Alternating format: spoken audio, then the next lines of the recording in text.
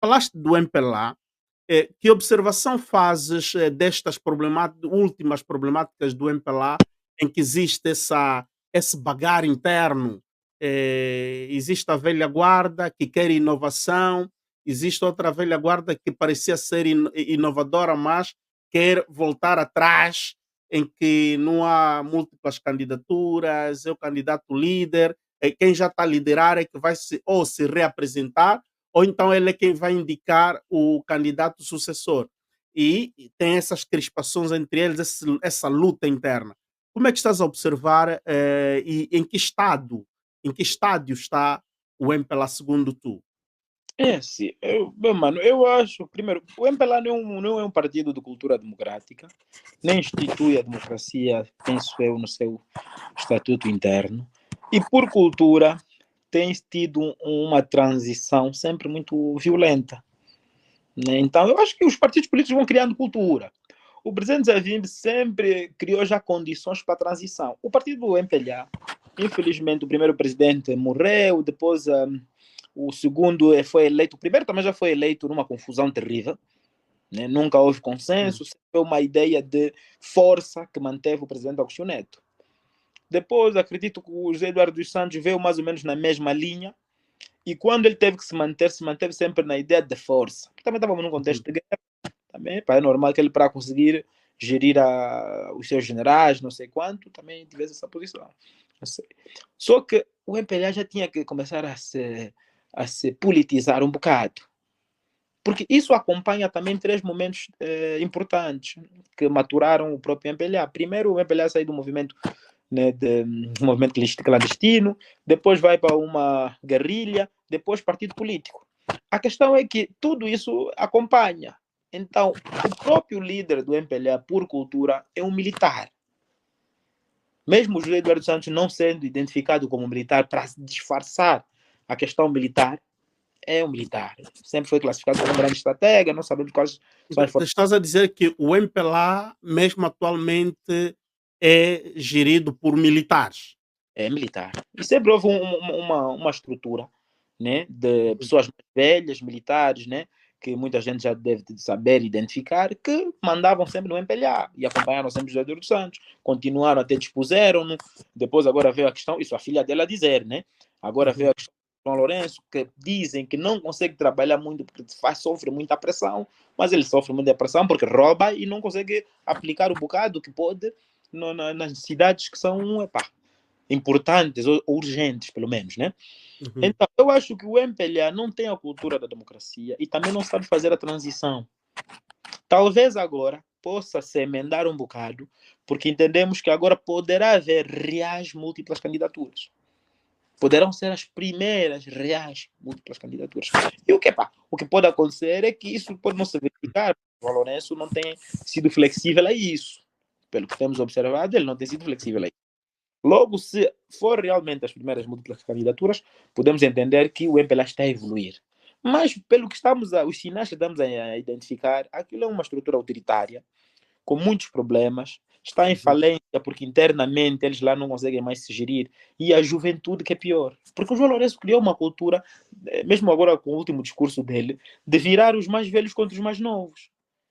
Porque nunca, também, pá, a fome agora é para todos, né? Mas nunca Hum. vi tanto jovem do MPLA a reivindicar. Porque também até a falar com algumas pessoas que eu conheço do MPLA e são jovens, eu perguntava por que, que todo jovem do MPLA não passa de administrador? É que os que passam de administrador são os que estudam fora, tá vendo, né? E já tem um sobrenome assim um bocado, tá vendo? Uhum. Eu vejo as coisas, né? E Sim, sim. pergunta, pá, eu Quer vejo dizer, aqui. aqui estamos a falar do nepotismo e por aí fora, dentro Mas do isso, isso, sistema. isso tudo são questões que mutilam a democracia interna. Estamos a ver agora outra luta no próprio movimento da juventude do MPLA. Não sei se estás atento, em que vimos o secretário cessante, parece que está a ser, ou foi, digamos, influenciado para apoiar a candidatura do filho de um dos grandes líderes do MPLA, o Job Capapinha. E está a ser rejeitada essa proposta. Como é que vês este movimento aí da JMPLA? Eu vou lhe dizer uma coisa, se você me permitir. Eu conheci, o rapaz, o Crispiniano, Uhum, conheci-lhe em Portugal. Isto porquê? Porque eu, na altura, era representante da juventude. Isso há alguns anos atrás. Foi na altura quando ele foi nomeado, se calhar, não me lembro. Mas eu era representante da juventude. Porque eu saio da juventude e vou para a direção do partido. Eu pois. era representante da juventude. Na altura, deputado Matos, que era o presidente da juventude do Partido Socialista, Uhum. convida-me e, claro, levei a nossa estrutura, fomos lá. E também estava lá esse jovem, o O Crispiniano, Cristiano. com a Uhum, sua estrutura. Claro que eu senti já um clima muito ríspido, muito uhum, pesado. Isso é só um episódio, depois eu vou já concluir. Encontro o jovem, o Crispiniano, ele assim, altinho, parece com a Nhama, né? uhum, Depois lá veio o primeiro-ministro de Portugal, era o António Costa ainda, saudonos a todos, né? Estamos na fila da frente, nós estamos todos aí na fila da frente. Saudonos a todos. No final, depois assim, era para tirarmos uma foto conjunta.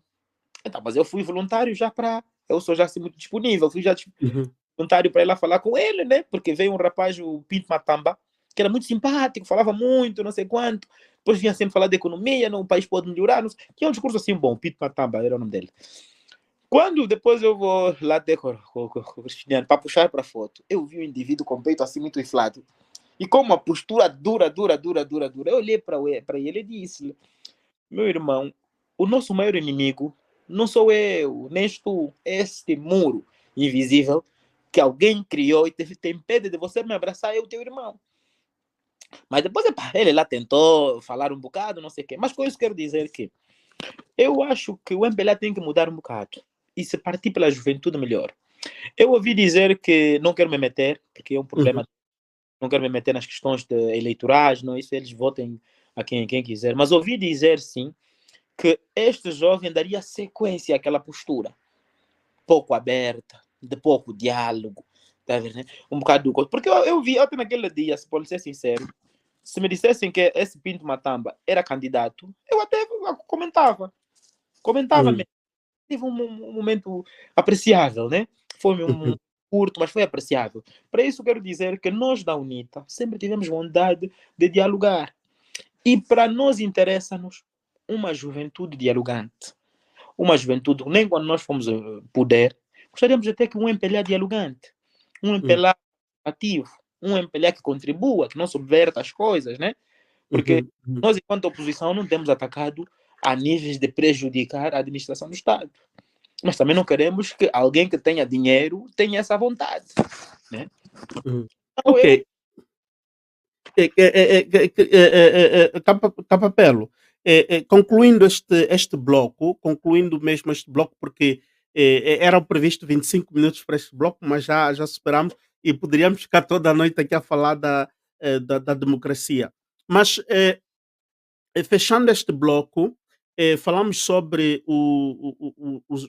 as intervenções, muitas das vezes, que têm sido feitas, principalmente pelos deputados, militantes do MPLA. Eles levam sempre a despertar os fantasmas. Até no parlamento nós temos visto isso. Falar sempre, querer culpabilizar da parte negativa na guerrilha, ou na guerrilha não, na fase da guerra civil. Qual é a mensagem que tu podes deixar aos militantes e deputados do MPLA, principalmente aqueles que estão no parlamento, que tendem sempre a ir buscar estes discursos, estes episódios, estes fantasmas, porque o angolano, na verdade, não está mais interessado naquilo.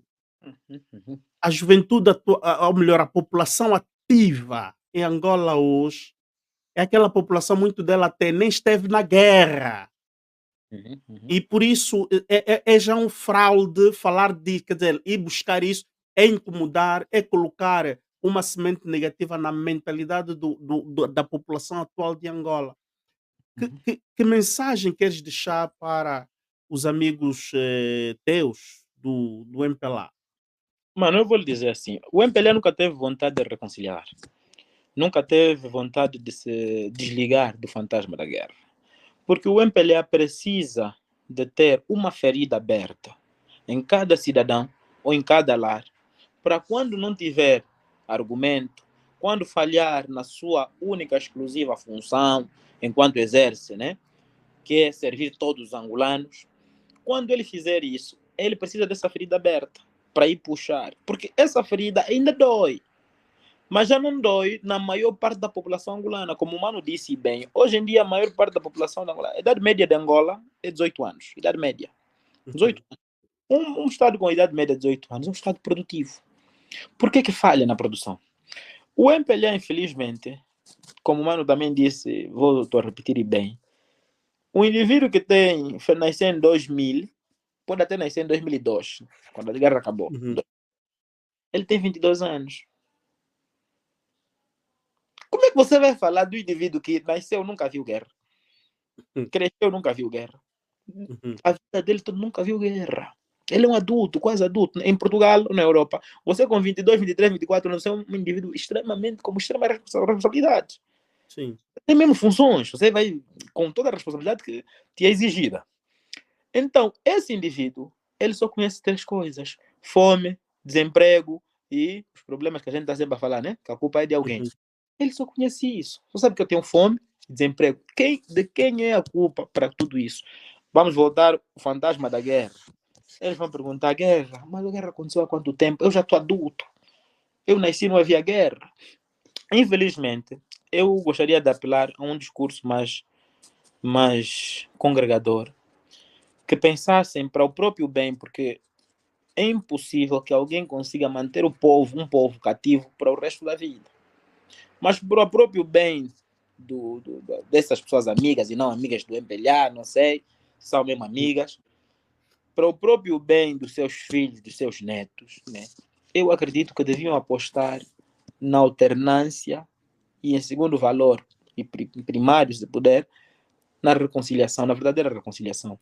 Porque o MPLA nunca pensou nessa tentativa sequer. Despreza os quadros da UNITA, passa o tempo todo a gastar milhões e milhões a desinformar, quando podia aplicar esse dinheiro a qualificar, a criar técnicos, a capacitar a juventude. O presidente João Lourenço, não queria agora puxar o assunto do senhor presidente, o presidente João Lourenço devia ser só um bocado mais responsável. Nós vemos as despesas que o Estado tem tido. Nós agora não sei se ainda temos dinheiro do tal orçamento. Devia ser mais responsável. Para a própria manutenção interna, porque ele, quando começa a ter essas ações, né, fragiliza a sua posição interna. O MPLA, nesse momento, é um partido central para Angola e para as decisões de Angola. Nunca para nós, por mais que detestemos as políticas do MPLA, nunca para nós será útil um MPLA destruído, descompensado e pior, a exercer o poder. O poder. Olha,